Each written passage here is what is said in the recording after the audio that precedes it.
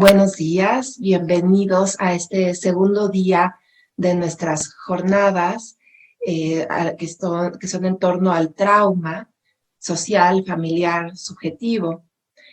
Ayer tuvimos pues muchas actividades de gran interés en donde se discutió justamente este tema del trauma a través de conferencias, diálogos científicos y mesas de trabajo.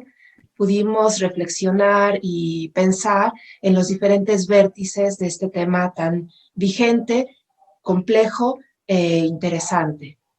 El día de hoy tendremos también una jornada de actividades sumamente interesantes, de mucha riqueza académica, para pensar de nuevo este gran tema. Así que espero que nos acompañen. Vamos a iniciar con un diálogo científico denominado la simbolización, lo no representable y el cuerpo, en el que la doctora Patricia Bolaños y el doctor Conrado Zuliani presentarán sus escritos. Es una actividad en la que leerán sus trabajos alrededor de 20 minutos cada uno, posterior a lo cual tendrán un diálogo debatiendo un poco o pensando sobre los temas expuestos por cada uno, y este diálogo será complementado o enriquecido por sus preguntas y comentarios.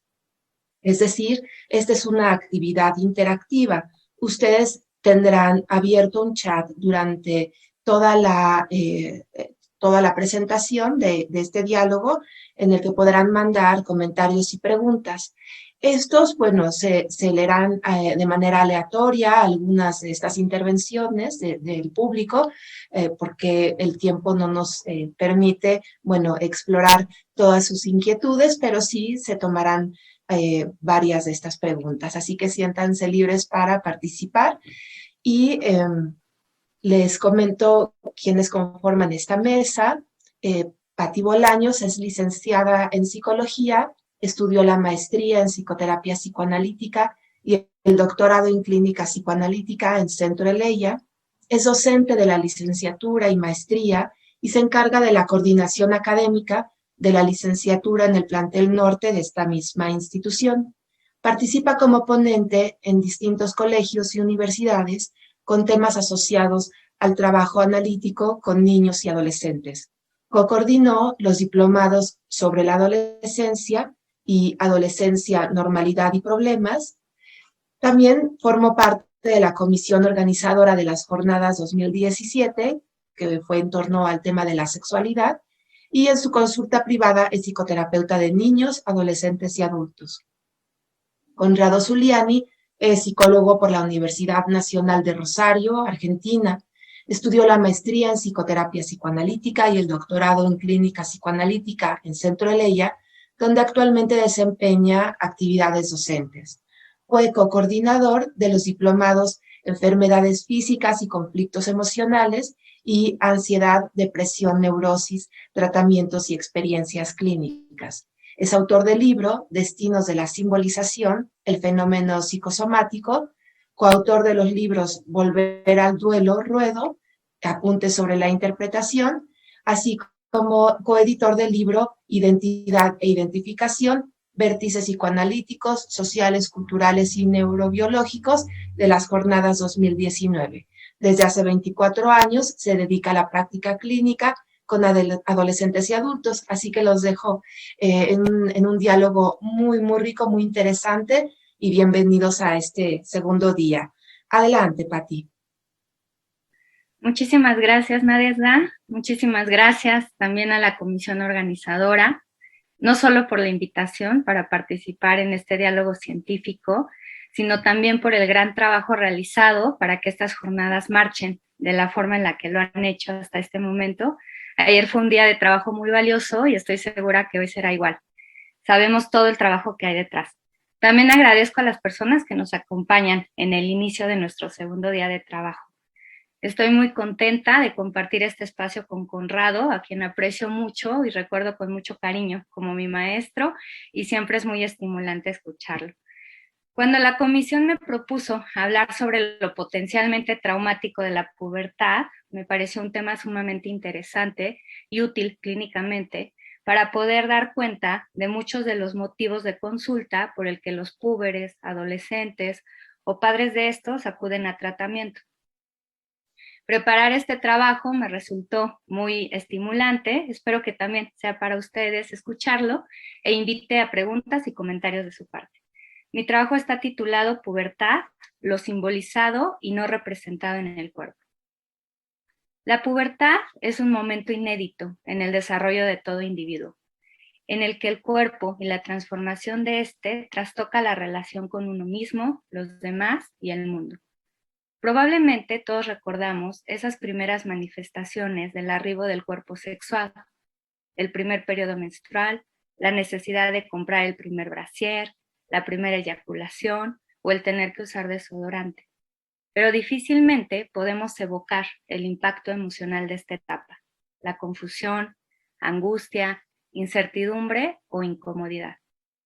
Pienso que al igual que ocurre con las experiencias infantiles que sucumben a la amnesia producto de la represión, mucho de la experiencia puberal tiene ese mismo destino.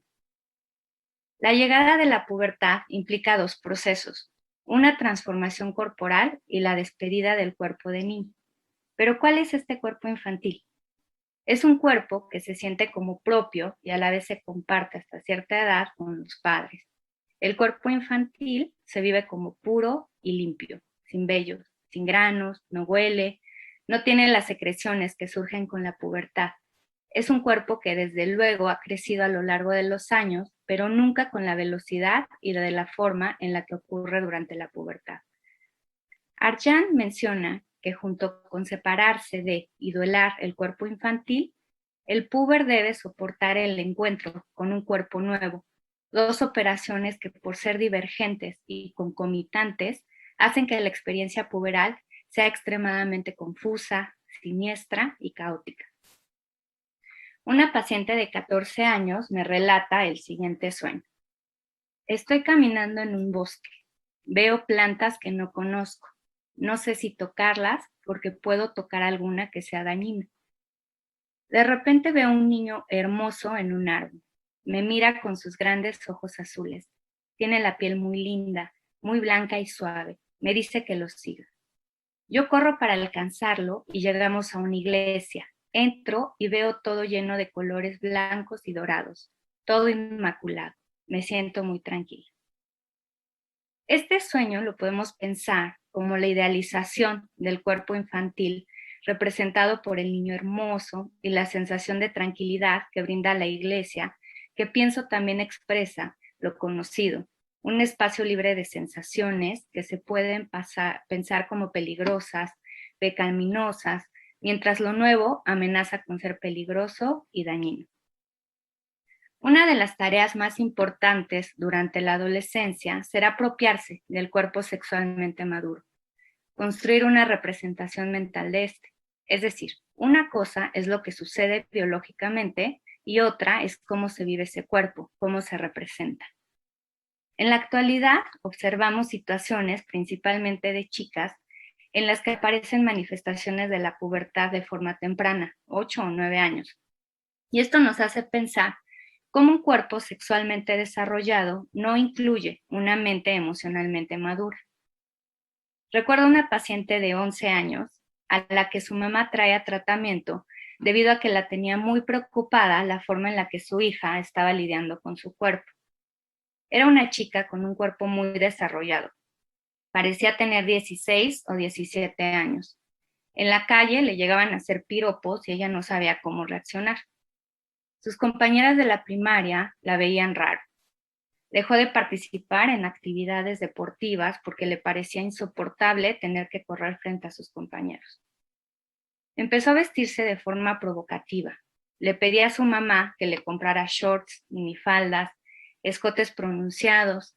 Aunado a esto, la madre descubre que esta chica tiene conversaciones con adolescentes mucho mayores, de 18 o 19 años, en donde habla de sus fantasías, de su opinión acerca del sexo y otros temas de los que ella en realidad no tenía idea, pero de una forma impostada, imitativa, trataba de hacer lo que podía con ese cuerpo y de alguna forma jugaba a ser grande, de una forma burda. Esta tarea de apropiarse del cuerpo sexuado es básica en la relación de una persona consigo misma y con la realidad. La imagen corporal forma la base de la identidad sexual y de género al final de la adolescencia. Es la imagen interna que tiene el adolescente y que se acompaña de fantasías y emociones. Por ejemplo, deben de tener poco a poco mayor integridad y sentir el cuerpo como una unidad con funciones distintas. Una chica anoréxica que recién vivía sus cambios corporales decía que sentía su estómago como algo ajeno a ella, separado del resto del cuerpo. Otra joven hablaba de cómo no entendía de dónde salían sus pechos. Desde el punto de vista pulsional, lo nuevo, lo original de la pubertad, es que esta vez la pulsión puede concretar un encuentro con el objeto, no se inhibe en su fin. La posibilidad de consumar el acto sexual hace que el placer que de niño experimentaba en los encuentros corporales con los padres sea reprimido y estos encuentros pasen a experimentarse como desagradables, rechazados y o angustiantes. Los padres, por su parte, con frecuencia, transforman aquellos contactos corporales en una sobrepreocupación por el cuerpo del hijo, racionalizada a través del saber médico, persecución por la higiene corporal, tratamientos estéticos, ortodoncia, ortopédicos. Por ejemplo, los padres de una paciente de 13 años refieren estar muy preocupados porque Ellie no crece. La han llevado con un endocrinólogo para que la inyecte y detenga la aparición de la primera regla, ¿no? Porque le explican que cuando aparece la primera menstruación, el crecimiento corporal se detiene. Entonces los padres están tan al tanto de su cuerpo que cuando, sin esperarlo, Ellie tiene su primera menstruación, me dice que no sabe cómo decirle a sus padres. La van a regañar y seguramente estarán encima de ella. La pubertad implica el fin de la impotencia sexual infantil. Con la llegada de la pubertad, y según haya sido la cualidad de las experiencias tempranas y posteriores durante la niñez, el puber se verá frente a la tarea de procesar lo que su cuerpo le plantea en ese particular momento. Lo pulsional, con la particularidad en la fuerza de lo puberal, le exigirá al adolescente poner en marcha una actividad simbólica frente a los cambios corporales vinculados a la sexualidad, lo femenino y lo masculino, así como la identidad. ¿Qué pasa cuando la mente del joven no puede representar simbólicamente este nuevo cuerpo? Cuando la experiencia puberal se transforma en una vivencia traumática. Cuando esto ocurre, nos encontramos frente al acto, lo concreto puesto en escena en el cuerpo. La problemática del cuerpo está siempre en primer plano en el trabajo con adolescentes.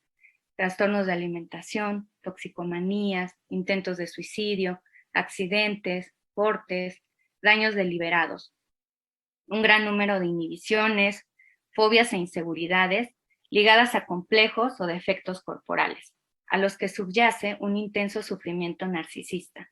Son también habituales en la clínica del adolescente. Es de gran importancia poder distinguir el tipo de estructura del adolescente que presenta alguna de las manifestaciones mencionadas anteriormente. Podemos encontrar cutting en chicos neuróticos, pero también en adolescentes más perturbados.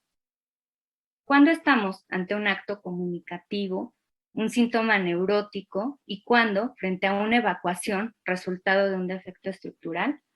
Pienso que esta es una de las tareas más importantes en el trabajo clínico con adolescentes. Los síntomas de origen neurótico son actos de comunicación, formaciones de compromiso que deben entenderse desde un vasto campo de significaciones. Por ejemplo, los padres de una chica de 12 años están muy preocupados ya que en la escuela les avisan que su hija, junto con un par de amigas, se hicieron cortadas en las piernas. Cuando conozco a Fernanda, es una chica en pleno desarrollo. En esta transición de dejar de ser una niña. Lleva una buena relación con los padres. Tiene buen desempeño en la escuela. Tiene un grupo de amigos, un novio, toma clases de hip hop. Le genera angustia el paso a la secundaria. Le gusta leer y dibujar. Cuando me relata el episodio de sus cortes, que son un par de heridas muy superficiales, me cuenta que su mejor amiga estaba teniendo muchos problemas en su casa y que le dijo que se iba a cortar. Ella le insistió que no lo hiciera y como una forma de solidaridad, se ofreció a hacerlo junto con ella. Vieron un video en YouTube y se cortaron. Fernanda dice sentirse muy arrepentida y avergonzada con sus padres. Aquí observamos una chica con recursos simbólicos, con capacidad de explorar las emociones subyacentes a este acto. Por ejemplo, la rivalidad, la omnipotencia, la erotización o el voyerismo. Pero también encontramos conductas, o sea, por otra parte, que hablan de un defecto de estructura. Encontramos defectos de representación y de pensamiento. El funcionamiento mental queda empobrecido y la única vía de expresión es el recurso de la actuación y la descarga masiva. El cuerpo siempre se usa como instrumento. Prevalece en la adolescencia lo vivido y lo actuado sobre lo pensado. Cuando no existe una estructura sólida que permita la elaboración de duelos, se evita experimentar el dolor psíquico a través de la descarga, una de cuyas manifestaciones es la conducta autodestructiva corporal. Daniel, de 11 años, llega a tratamiento, ya que hace 3 semanas en el salón de clase le llamaron la atención y contestó: estoy harto, un día de estos me voy a suicidar. Unos compañeros le dijeron que nadie lo quería y que debería suicidarse. Cuando los padres hablaron con él, también les dijo que no les gusta su vida. La madre describe que tiende a aislarse, llora. En su escuela es la víctima. Daniel se empieza a aislar cada vez más. Tiene adicción a los videojuegos. No quiere salir. Juega mucho un videojuego llamado Minecraft. Juega con los programadores, chatea con los hackers. Los padres también refieren que somatiza. Se ha venido abajo. Se refiere a que se desvanece. Se le baja la presión. Pasa mucho tiempo en la enfermería. La madre me llama unos días después para decirme que checaron el Twitter de Daniel y vieron que estaba siguiendo grupos acerca de la depresión. Unos días después, su hermano mayor descubre que Daniel tiene los brazos llenos de cortadas. Los padres lo confrontan y él les dice que no sabe qué decir al respecto, solo que así siente que alivia un sentimiento de vacío. Muchos autores coinciden en que los comportamientos autodestructivos reflejan los trastornos de la no separación y de la dependencia extrema respecto a las figuras infantiles. Cuanto más indiscriminada y simbiótica haya sido la relación madre-hijo, más traumática es la ruptura, es decir, con parálisis de la simbolización. Los adolescentes que no han podido elaborar la separación con la madre parecen funcionar como un cuerpo para dos, en un vínculo contradictorio que por una parte reclama independencia, pero al mismo tiempo solicita atención y genera dependencia.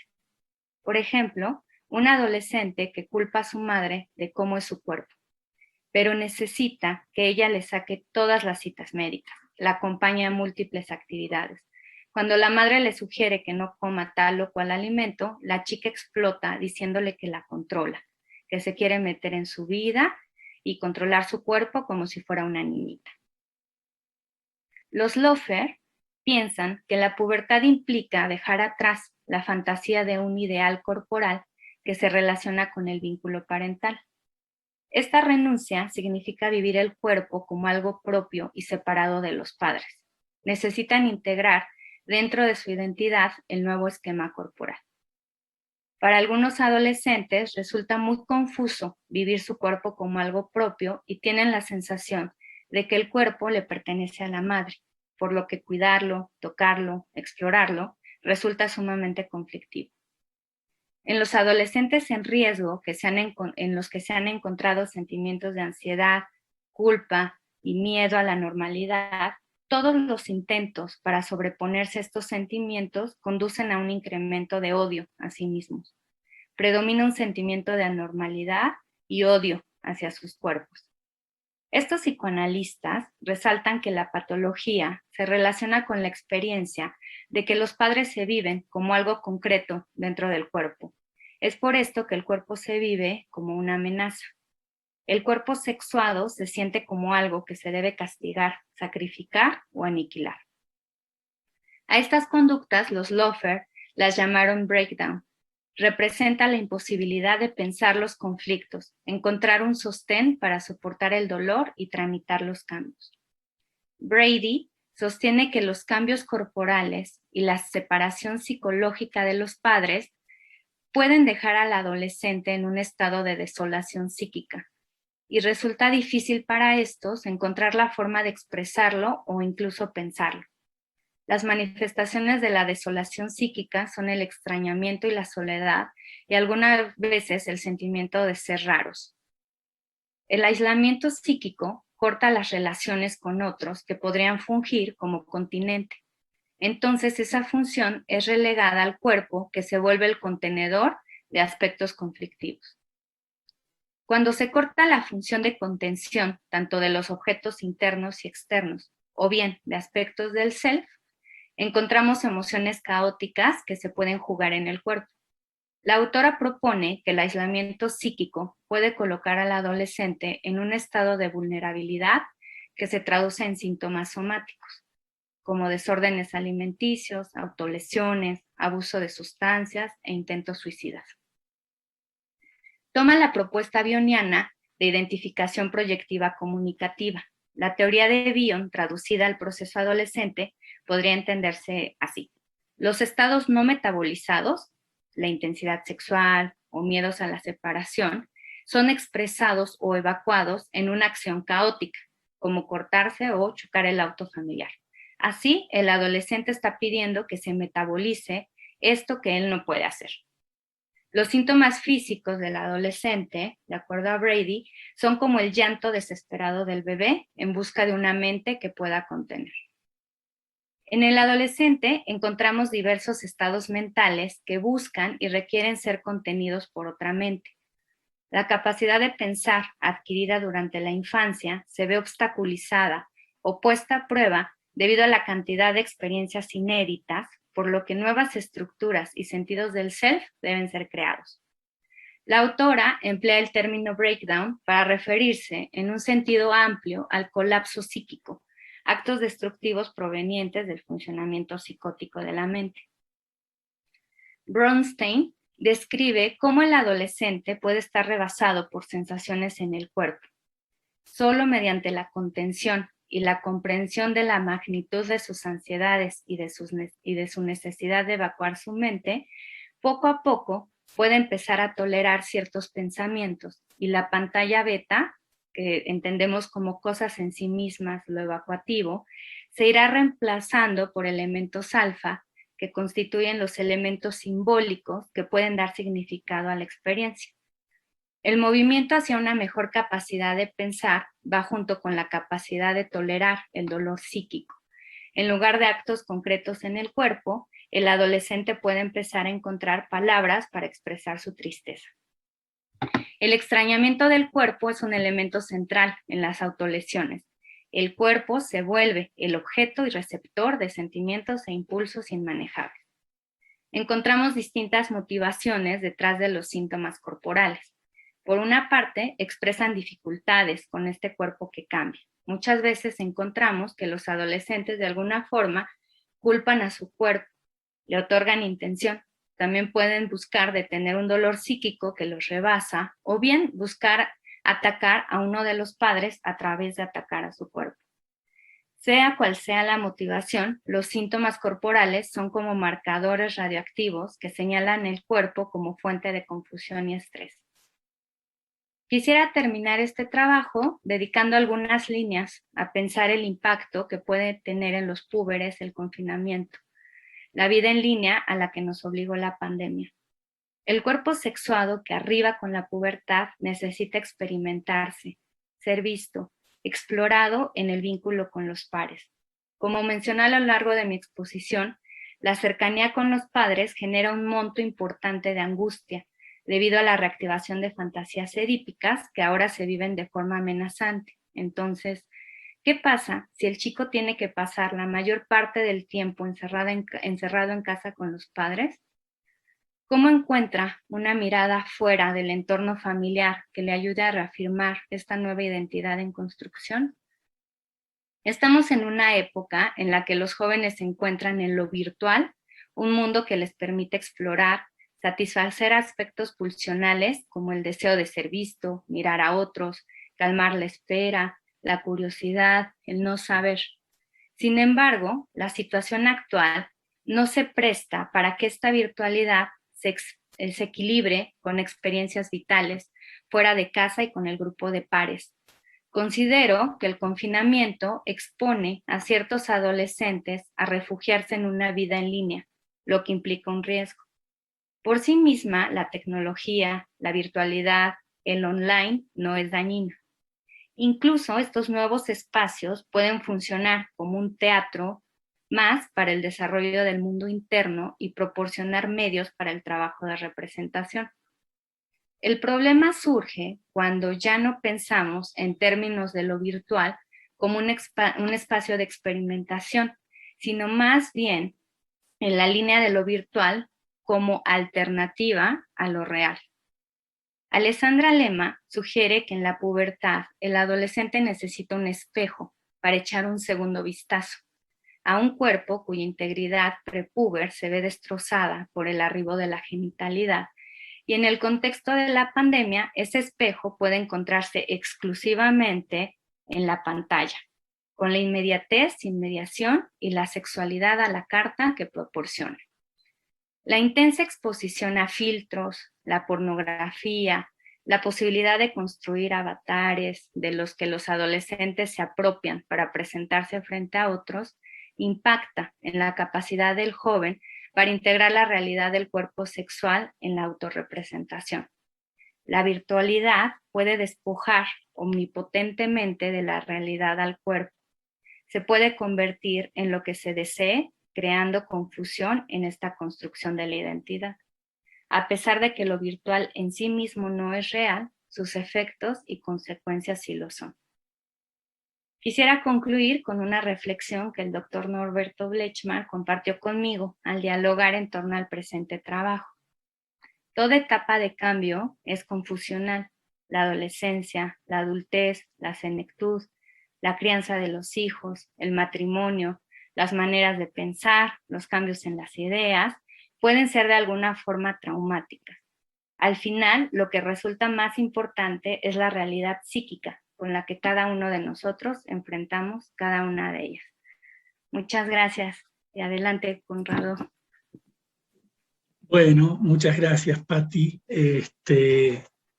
Buenos días. Reitero el agradecimiento al Centro Eleia, a la comisión organizativa de las jornadas, a todo el equipo de Eleia que hacen un trabajo inmenso para que estas jornadas puedan ser realizadas.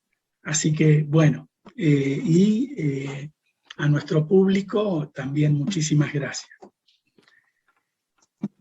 A la pregunta inicial acerca de qué es un cuerpo, habría que agregar el interrogante de qué es un cuerpo para el psicoanálisis. A las cuestiones del cuerpo de la medicina, del organismo, Freud las aborda en los inicios de su práctica como neurólogo. Por ejemplo, realizando estudios sobre las afasias, las parálisis motoras, etc. A lo atinente al cuerpo del psicoanálisis, Freud ingresa por la puerta del síntoma histérico, el cual expresaba ese misterioso salto de lo anímico a lo somático, creando una anatomía subjetiva, es decir, una anatomía que ya no responde a las coordenadas del cuerpo biológico, es decir, del cuerpo de la medicina, sino que depende de las piruetas de la fantasía inconsciente. Se trata de que ciertas zonas del cuerpo participan de los libretos fantasmáticos que constituyen la sexualidad infantil. El cuerpo sufriente de la histérica se revelaba como la superficie de expresión de la sexualidad reprimida. Poder situar las causas de estos padecimientos en la esfera de lo psíquico le permitió a Freud arribar a ese otro territorio, a esa otra escena psíquica que llamamos inconsciente. Como tantas veces ocurre en Freud, es a partir de lo patológico, en este caso del síntoma histérico, que él infiere no solo el funcionamiento normal del psiquismo, sino además hipótesis fundamentales en lo que hace a la constitución misma del aparato psíquico. Es así que de la noción inicial de zona histerógena, presente en los estudios sobre la histeria, con la cual Freud hacía referencia a ciertas zonas del cuerpo, las cuales al ser estimuladas producían un ataque histérico. A partir entonces del concepto de zona histerógena, construye el concepto de zona erógena, esencial para la comprensión de lo corporal en psicoanálisis. Recordemos brevemente que la idea de zona erógena precisa que toda la superficie del cuerpo, incluida la piel y los órganos internos, son, llegado el caso, excitables de manera análoga a los órganos genitales. Este pasaje de la idea de zona histerógena a la de zona erógena va a permitir concebir una idea de sexualidad que va mucho más allá de la genitalidad. Se tratará de ahora en más de una concepción de la sexualidad como una sexualidad ampliada, solidaria con una concepción de lo erógeno, en donde las zonas erógenas son permutables, cambiables y el objeto de la pulsión contingente. Retomaré este punto más adelante. Por otra parte, el ser humano nace en un estado de prematuración biológica tan particular que será indispensable la asistencia ajena de un otro que brinde los cuidados necesarios para que la criatura pueda sobrevivir. Louise Hornstein plantea una cuestión pertinente acerca de este tema. Y dice, una historia que se inicia con un desvalimiento no puede sino tener un origen traumático. En un inicio, en el orden de la necesidad biológica, el bebé necesita ser alimentado, bañado, transportado, cobijado, etc. Por un tiempo sustancialmente más largo que en cualquier otra especie, momento inicial caracterizado por el desamparo.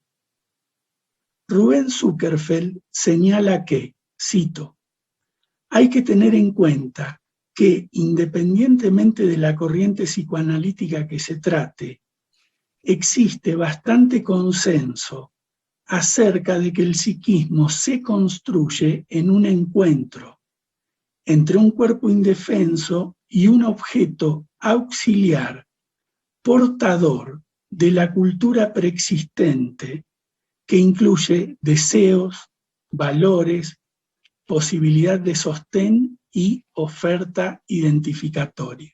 Fin de la cita. Ahora bien, estos cuidados que el otro prodiga no son sin consecuencias en lo psíquico.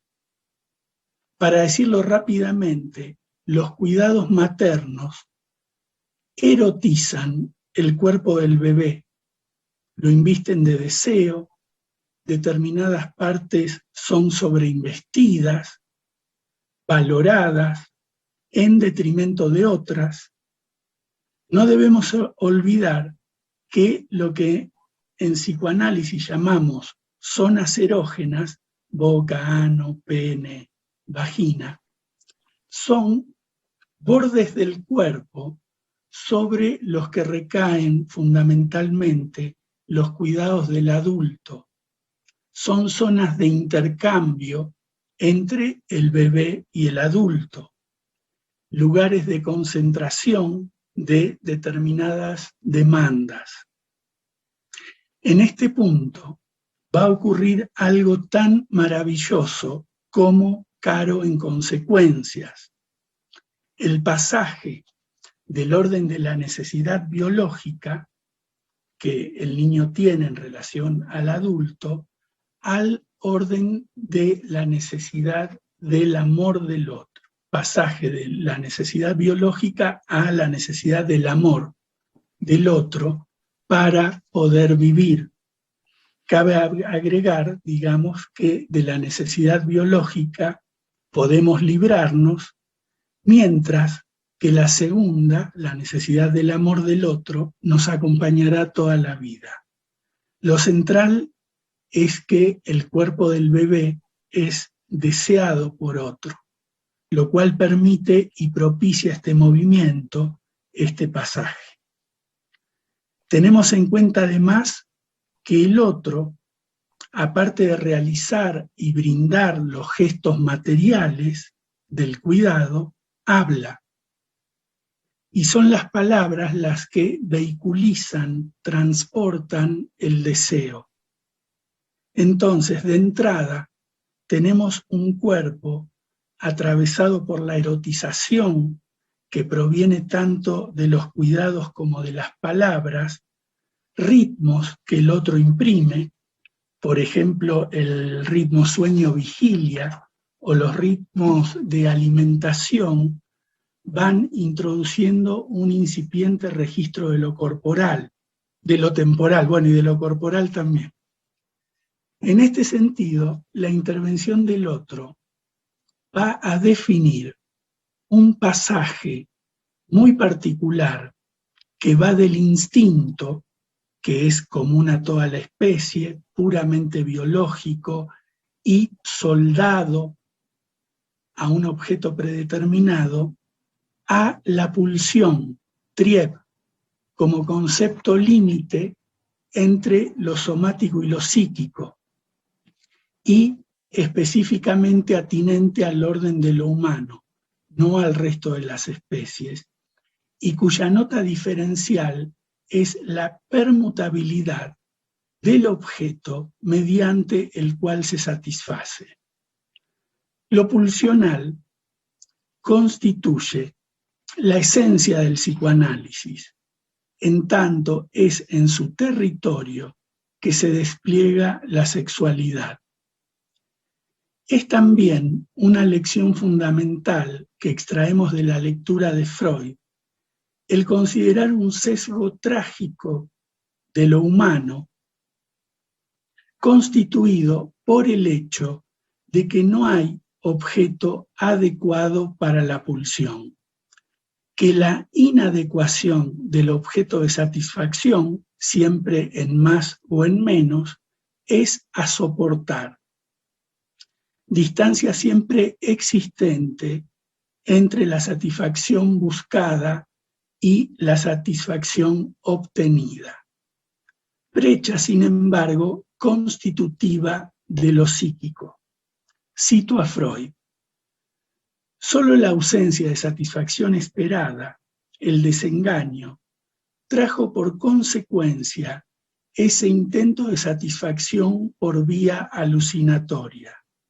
En lugar de él, el aparato psíquico debió resolverse a representar las constelaciones reales del mundo exterior y a procurar la alteración real. Así, introdujo un nuevo principio en la actividad psíquica, ya que no se representó lo que era agradable, sino lo que era real, aunque fuese desagradable. En otras palabras, fin de la cita, ¿no? En otras palabras, perder el objeto de satisfacción para poder pensar. Solo en tanto ausente, el objeto podrá ser evocado por medio del recuerdo. Entonces, una pregunta central para Freud está en relación con los orígenes de la sexualidad. ¿Cómo es que devenimos seres sexuados y sexuales? De las diversas respuestas que Freud ensayará a lo largo de su obra, escojo la que sitúa a la sexualidad apuntalada o apoyada en lo autoconservativo. Es decir, que la intervención del otro hace, al decir de Laplanche, que lo instintual, lo que es del orden de la necesidad biológica, sea pervertido, entre comillas, y transformado en otra cosa, campo de la pulsión, el deseo y el amor. El otro materno, o quien cumpla la función de cuidado, incluye en sus dichos siempre un enigma para la mente del niño. Los significantes que nombran al niño y que nombran al cuerpo de ese niño son enigmáticos porque provienen del inconsciente materno. De esta forma, dice Silvia Bleichmar, los modos de inscripción de la pulsión no van a estar determinados biológicamente, sino que van a estar dados en principio por la capacidad del otro de producir inscripciones de las cuales no sabe nada, a punto tal que ni siquiera sabe que las está produciendo. Esto es lo que Laplanche ha categorizado como producción de un significante enigmático. La cita anterior alude a una violencia primaria, según la expresión de Pierre Aulagnier, constitutiva e inevitable que marca la irrupción de lo traumático, por diferentes vías. Entonces, por un lado, el inconsciente materno y los significantes que de él provienen constituyen para la criatura enigmas ante los cuales se construirán mitos. Freud los llamó teorías sexuales infantiles. Su función es la elaboración, la simbolización de lo traumático, la puesta en escena del deseo y la organización de la vida psíquica. Al mismo tiempo, y tomando la imagen de la vesícula viva que Freud propone en Más allá del principio del placer, la madre o los primeros otros significativos operan como una verdadera coraza antiestímulos contra el trauma, aportando sentido a aquellas vivencias pulsionales que el niño o la niña, dado lo rudimentario del aparato psíquico en estos momentos iniciales, aún no puede significar. Pensar en la idea de Bion, de la madre, como aparato para pensar del bebé, implica considerar la acción simbolizante, fundamental, que el adulto lleva a cabo en los orígenes de lo psíquico. En este sentido, si bien el otro tiene siempre un costado traumático, enigmático, a la vez aporta elementos que permiten simbolizar estas vivencias iniciales, inscribiendo el cuerpo del niño dentro de los valores de cultura.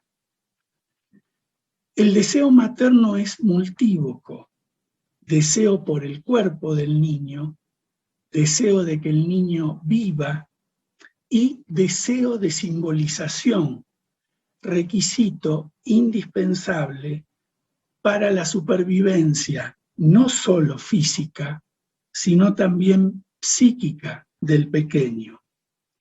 Función paradojal de la madre señalada por Freud.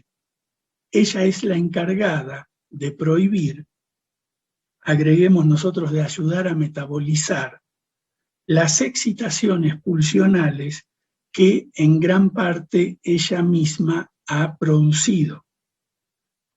Tomo en este punto en consideración entonces la acción pulsionante del otro materno sobre el cuerpo del niño por la vía de los cuidados.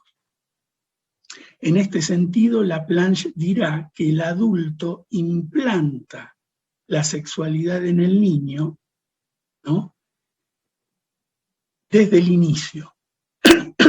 Es decir, desde el inicio el deseo del otro, entonces, tiene una vertiente traumática en tanto nos es opaco, en tanto resulta enigma a descifrar, y a la vez es por su intención de aportar significación y sentido que el psiquismo del niño se constituye.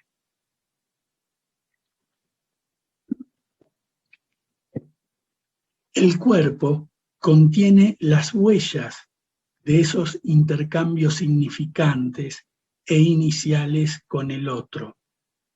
También es sede de los desfallecimientos en la simbolización, allí donde algo de la impronta simbolizante del otro y del propio niño falla o no se produce.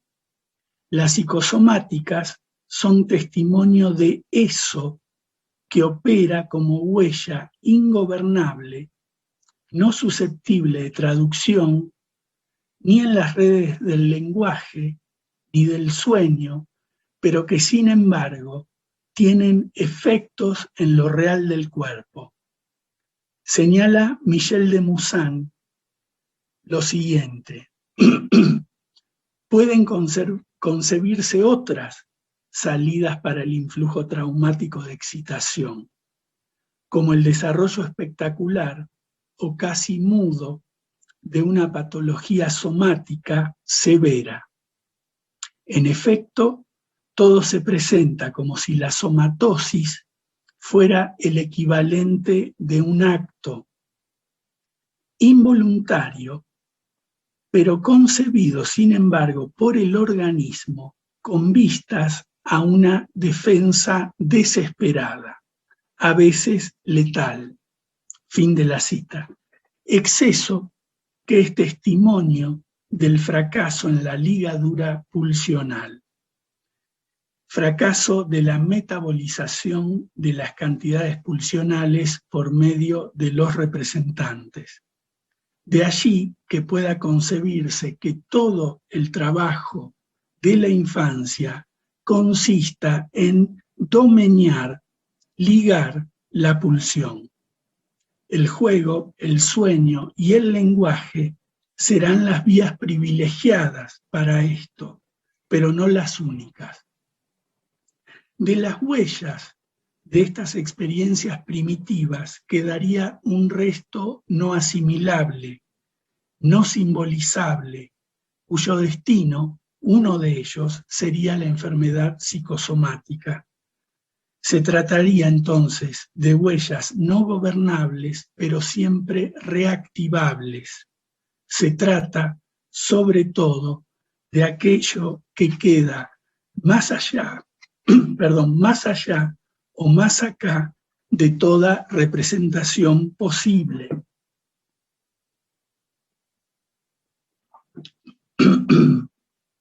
Ya sea por lo precoz del acontecimiento o porque quizás no todo lo primario o no todo lo pulsional puede entrar en la escena del fantasma, ser elaborado por esa vía. Campo de lo escindido más que de lo reprimido, las angustias en juego se ubicarán más del lado del desamparo, la aniquilación, la intrusión, la separación y la muerte que de la castración. Mudez de la pulsión de muerte que si ejerce una violencia es principalmente contra el trabajo de Eros. La clínica da testimonio de ocasiones en que trágicamente el enfermar es la única vía que alguien encuentra para hacerse un cuerpo. En otros, las sobreexigencias narcisistas las paga el cuerpo. A su vez, los duelos que no alcanzan tramitación psíquica pueden afectar corporalmente al sujeto, el cuerpo enfermo como testimonio de un duelo imposible. Y lo que insiste en las situaciones que menciono es el cuerpo como enigma, ese que escapa a las coordenadas de navegación del psicoanalista y es al mismo tiempo refractario al saber de la medicina. Si Freud adscribe la pulsión de muerte a una tendencia biológica de retorno a lo inorgánico, cosa que es difícil de sostener clínicamente en nuestros días, y a la agresividad, es necesario hacer notar que también ubica a la misma como fuerza desligante, ruptura del trabajo de ligazón psíquica, de simbolización. Lo traumático procede de esa desligadura, dejando a menudo al cuerpo en un estado de máxima vulnerabilidad. El bombardeo de la pulsión de muerte es silencioso, atenta contra la simbolización, buscando acallar el ruido de la vida. Su máxima expresión es el principio de nirvana, deseo de no desear. Silencio al fin que Freud postula para diferenciar de la mera expresión de la pulsión de muerte como agresividad. De los destinos de la pulsión de muerte, la compulsión a la repetición dejó anonadado a Freud, aunque unos años antes había dado cuenta de la ferocidad del superyo en la melancolía, puro cultivo de la pulsión de muerte. El placer por representar, por pensar y por enlazarse al objeto mantiene una lucha sin cuartel contra las fuerzas que sostienen un deseo de no desear, propiciando el desinvestimento del objeto y el anonadamiento del pensamiento. Al decir de Pontalis, la actividad mental tiende siempre, en su finalidad, a evacuar los brotes pulsionales. Ese es su trabajo.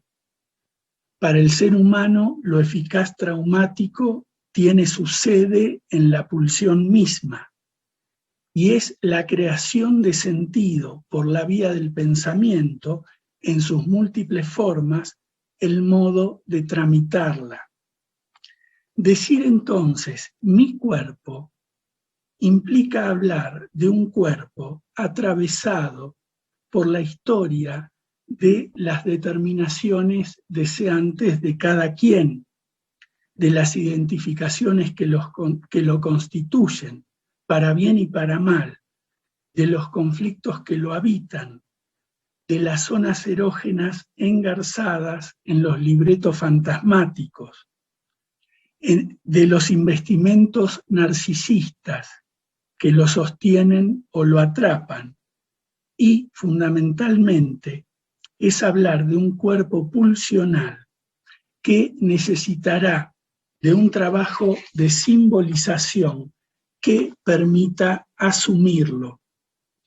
Siguiendo a Winnicott, podemos afirmar que el sostén materno tendrá como corolario un momento fundamental y fundante de la constitución psíquica, la experiencia de ser una persona que habita un cuerpo.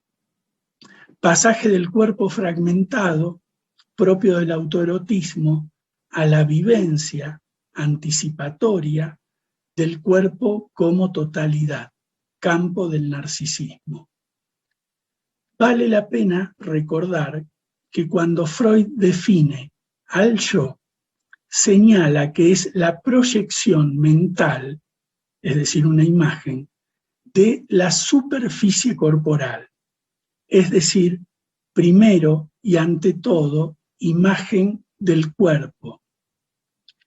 El otro como espejo, a partir del cual se constituye la propia imagen, es ante todo función, múltiple función, deseo que aloja, brazos que sostienen, voz que arrulla y nombra, mente que propicia la inscripción y la simbolización.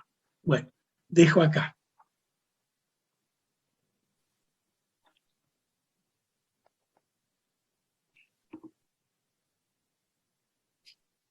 Listo, Conrado.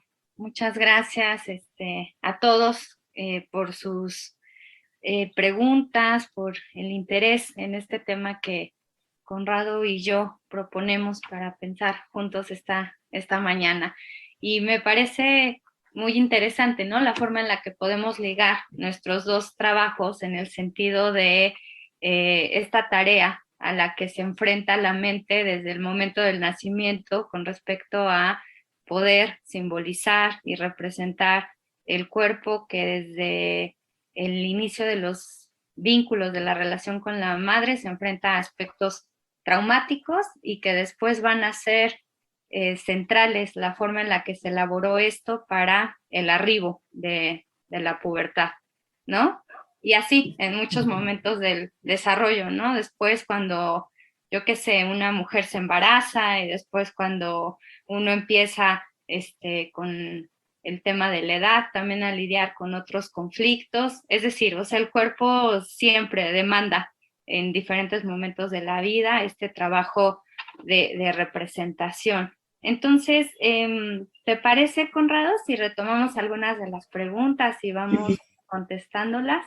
Veo que son varias, así que bueno, nos ponemos a trabajar en eso, porque son varias, a ver hasta dónde nos da el tiempo. Buenísimo. ¿Cómo quieres? ¿Empezamos así, como nos las van mandando? Bueno, perfecto. Mira, por acá nos preguntan cómo se relaciona la anorexia, el ataque al cuerpo de la madre y la simbolización. ¿Qué sucede con los adolescentes bien portados en cuestión de la simbolización? Digamos que, a ver, lo que estamos planteando, ¿no? Es cuando lo que encontramos es el acto concreto, la evacuación directa en el cuerpo, de lo que da nota es de una dificultad en la simbolización, ¿sí?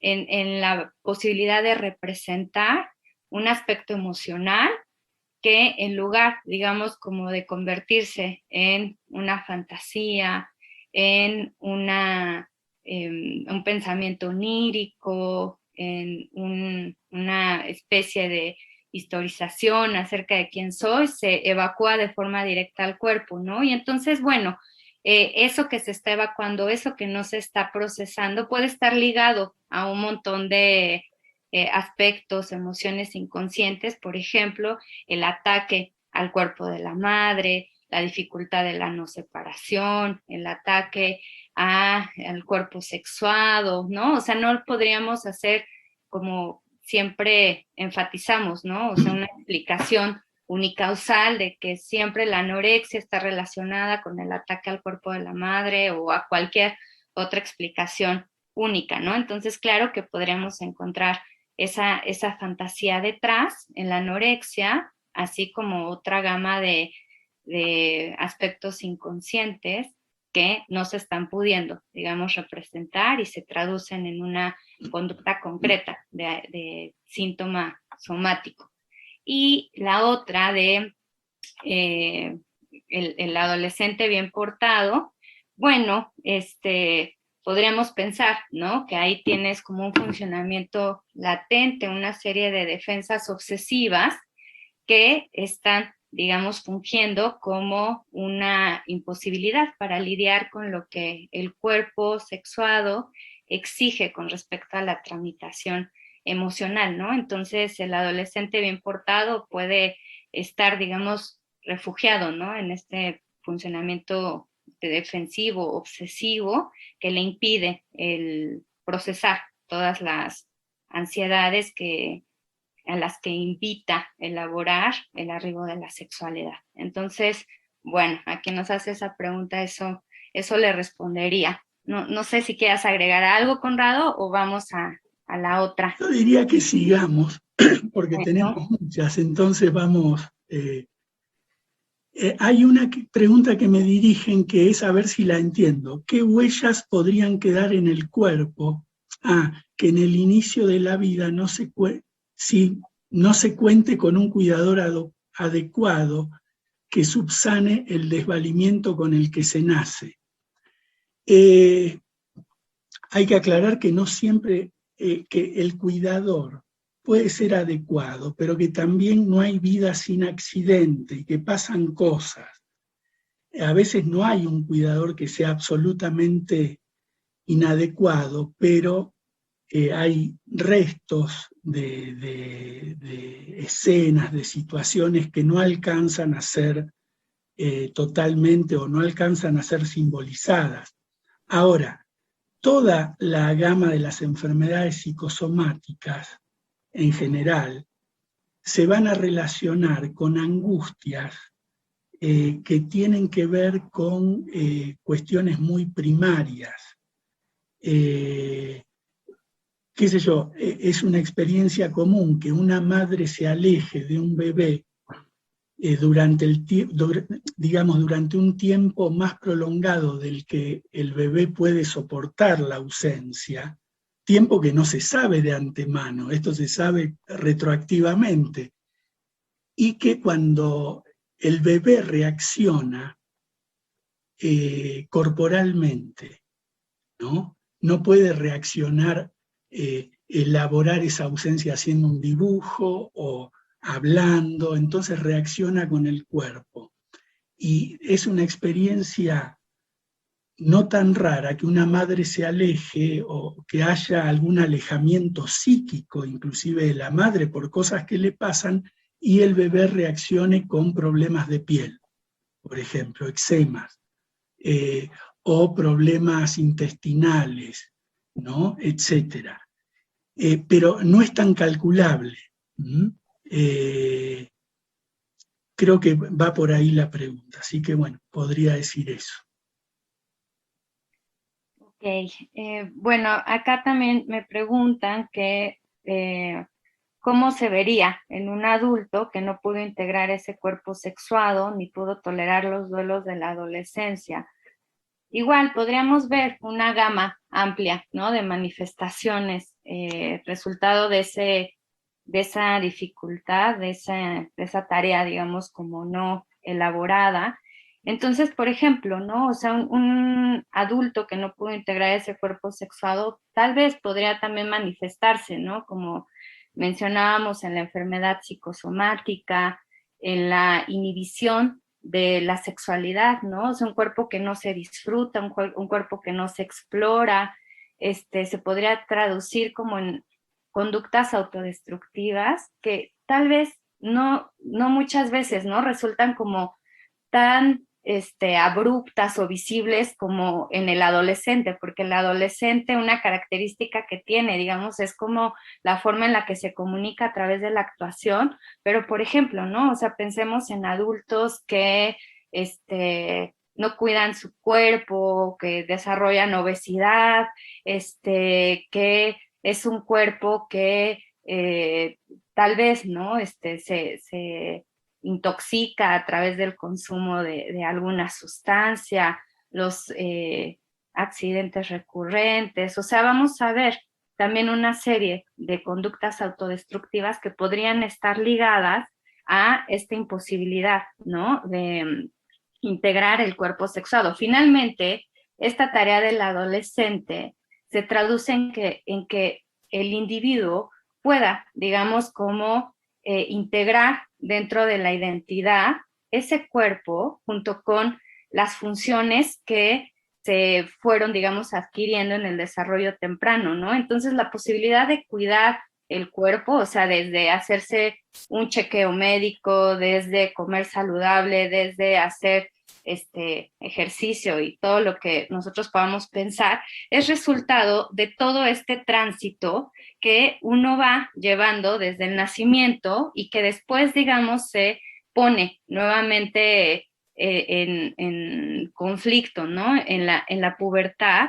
pero entonces todas las deficiencias con respecto a la posibilidad de cuidar, de incorporar las funciones en torno al cuerpo, pueden estar vinculadas a esta dificultad, no solo en la adolescencia, en la pubertad, sino, como veníamos mencionando, en etapas más tempranas, ¿no? Y por ejemplo, la dificultad de tramitar los duelos, ahí tienen, digamos, como otra posibilidad, ¿no? De darle sentido a otros fenómenos, por ejemplo, aquellas personas que no pueden renunciar al vínculo parental, ¿no? Y quedan pegados al núcleo familiar y no pueden hacer una vida, que quedan, digamos, como inmersos de forma endogámica en el vínculo con la madre, en los conflictos edípicos, en fin, ¿no? O sea, o personas que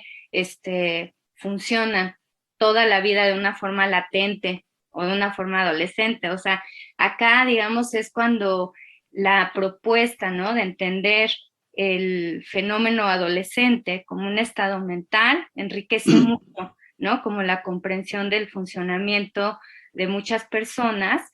Entonces, bueno, no entendemos la adolescencia como una etapa acotada por lo cronológico, sino por los conflictos, las fantasías, las emociones, los mecanismos de defensa, el tipo de vínculos que realizo, ¿no? Entonces, bueno, esa dificultad de elaborar los duelos se puede traducir en este tipo de conductas, ¿no? Que observamos en la vida adulta. Entonces, bueno, sería lo que respondería a esa pregunta. Ok. Hay una pregunta que es si la pulsión de muerte siempre está presente. Sí, siempre está presente. ¿Cuál sería una salida aceptable para poder desviarla de tomar al cuerpo como rehén?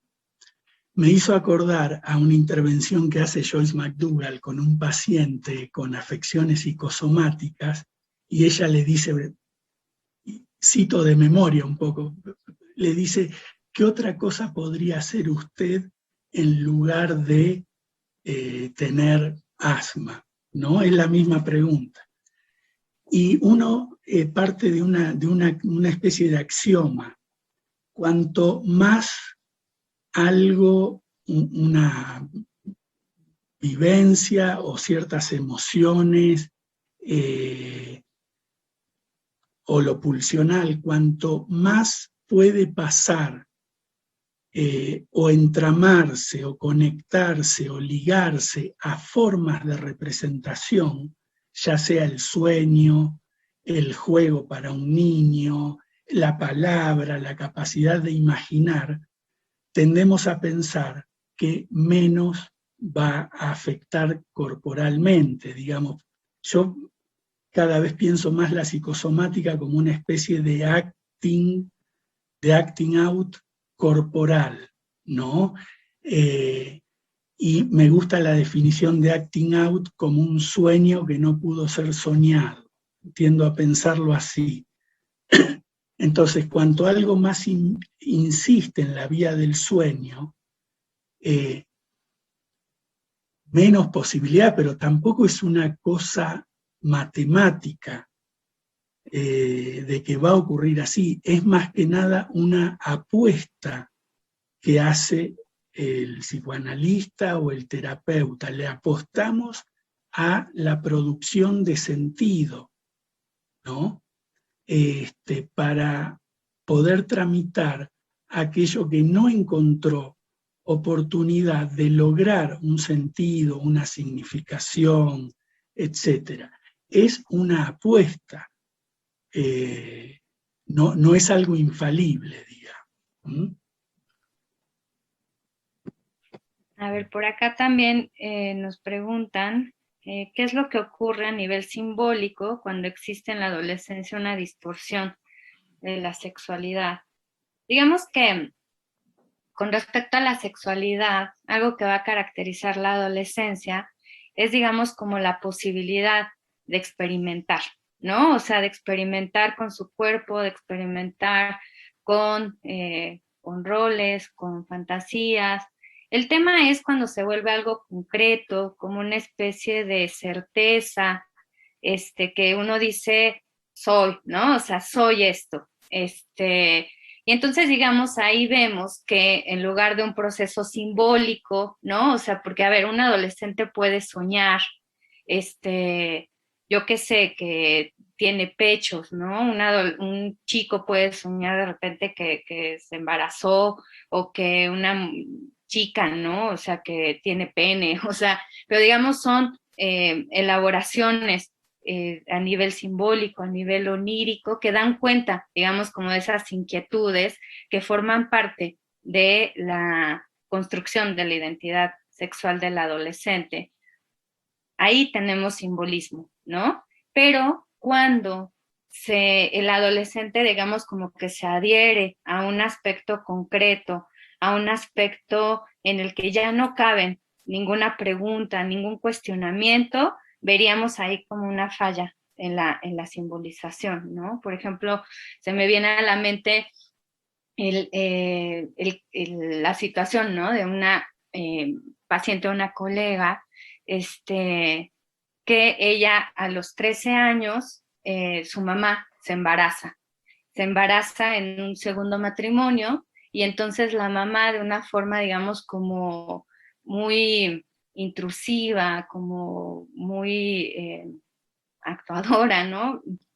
Hace partícipe a la hija de todo, o sea, la lleva a los ultrasonidos, fue, digamos, un embarazo con asistencia de fertilidad, o sea, tiene a la hija metida ahí, tiene a la hija metida en todo ese proceso del embarazo, y entonces esta chica le dice a la mamá, mamá, soy hombre, ¿no? O sea, soy una niña atrapada en el cuerpo de un hombre, y entonces empieza, digamos, como a solicitar de una forma demandante, ¿no? Que le hagan un tratamiento hormonal, que ya investigó, que se va a cortar el cabello, que ya no le llamen como se llama, que le llamen como en masculino.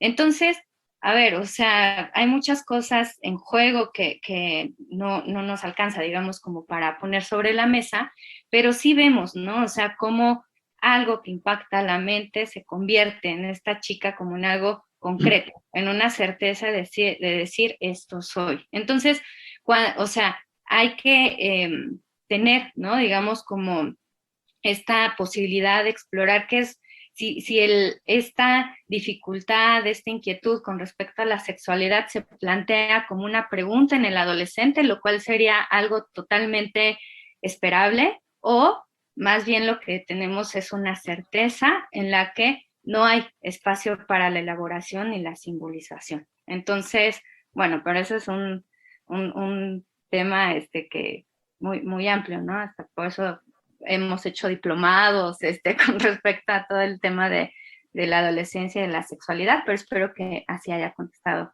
esta pregunta. Uh-huh.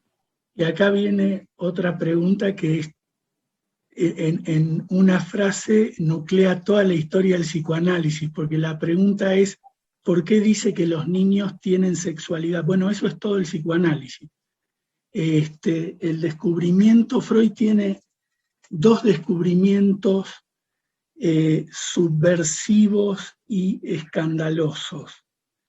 Una es plantear la idea de que los niños son seres con sexualidad, pero es una idea de la sexualidad que no es la del sentido común o la de la que puede tener, por ejemplo, la medicina u otras disciplinas.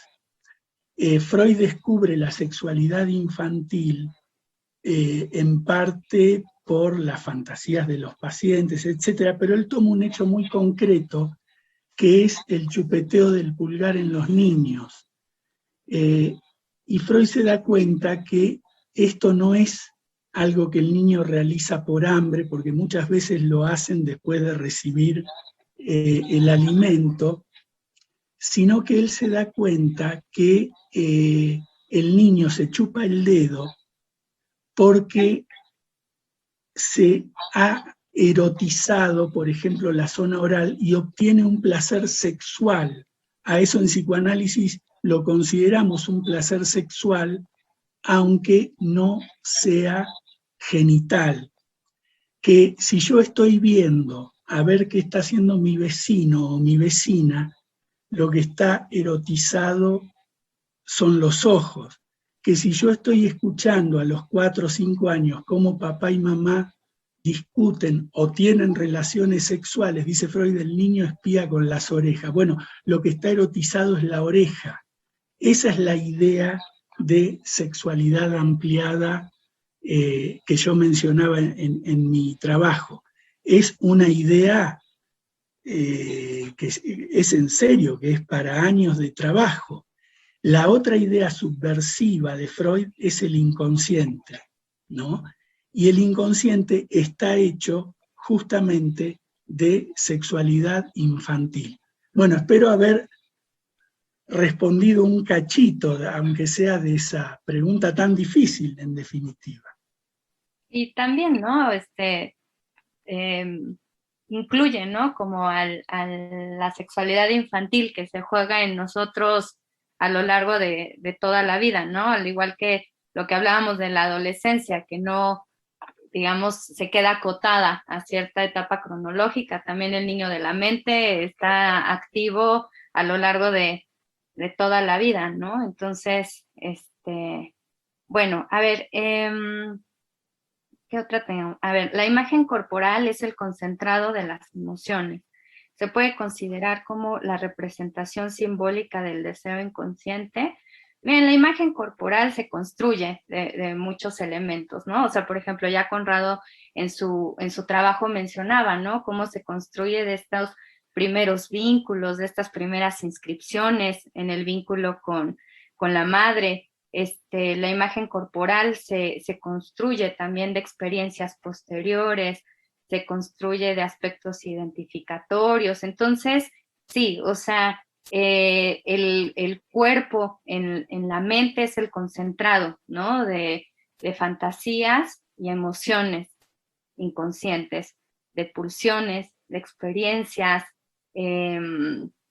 y que esa imagen corporal, digamos, como que se constituye, ¿no? En diferentes momentos del desarrollo. O sea, por ejemplo, el niño tiene que constituir una imagen corporal, pero, como decíamos, ¿no? Las distintas etapas del desarrollo enfrenta a la mente como a resignificar este cuerpo que se transforma. O sea, nuestro cuerpo siempre va a estar exigiendo esa representación, ¿sí? O sea, lo particular de la pubertad es que es en un momento como muy breve y abrupto, ¿no? O sea, esta imagen de un día a otro casi tengo pechos, de un día a otro de repente crecí muchos centímetros, que es un poco la experiencia de los adolescentes, los púberes cuando entran así después del verano a la escuela y que dicen, fulano creció tanto, ¿no? Y ya no lo reconocí.